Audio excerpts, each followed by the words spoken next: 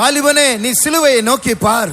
Youngster, look to the cross. యవనుడా సిలువను తేరి చూడుము. வெளிரங்கமாய் பார்த்தால் ஒரு தோல்வியின் காட்சி தான் பார்க்க முடியும். Outwardly you can see it as a sign of defeat. బాహ్యముగా చూస్తే అది ఒక అపజయం యొక్క సూచన. இயேசுவின் வஸ்திரத்தை கிழித்தார்கள். The garments of Jesus were torn. యేసు వస్త్రము చింపేశారు. கிண்டலாக யூதர்களின் ராஜா என்ற ஒரு பட்டத்தை அங்கே வைத்தார்கள். As a sign of mockery, they wrote upon his head the words King of the Jews. ఎగతాళిగా ఆయన తల మీద యూదుల రాజు అని రాసి ఉన్నారు. துப்பினார்கள், பரியாசம் செய்தார்கள், சவால் விட்டார்கள். They spat on him, they mocked him, they challenged him.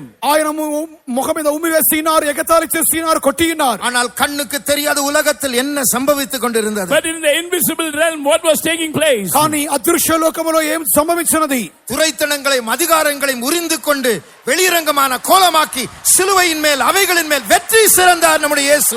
He spoiled principalities and power, made a show of them openly, triumphing over them on the cross. That is our Jesus. అధికారులు ప్రధాన నిరాయుధులుగా చేసి జయోత్సవంతో సిలువలో ఊరేగించి ఆయన వాటిని నిర్మూలన చేసినాడు. అదే యేసు. ஆகியால் நீ என்ன சொல்ல போகிறாய்? Therefore what are you going to say? అవును నీవేం చెప్పబోతున్నావు? வெட்கப்பட்டு போவதில்லை, சாத்தானின் சதிகளும் வாய்ப்பதில்லை. வெட்கப்பட்டு போவதில்லை, சாத்தானின் சதிகளும் வாய்ப்பதில்லை. ஜீவனை கொடுத்த நன்மை பரன்றோ, நினைத்ததை அவர் நிறைவேற்றுவார்.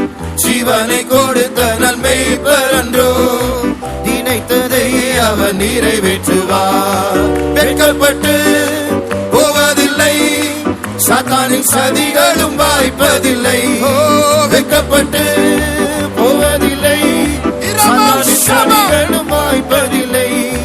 ஜீவனை கொடுத்த நன்மை பரன்றோ, நினைத்ததை அவர் நிறைவேற்றுவார். ஜீவனை கொடுத்த நன்மை பரன்றோ, நினைத்ததை அவர் நிறைவேற்றுவார்.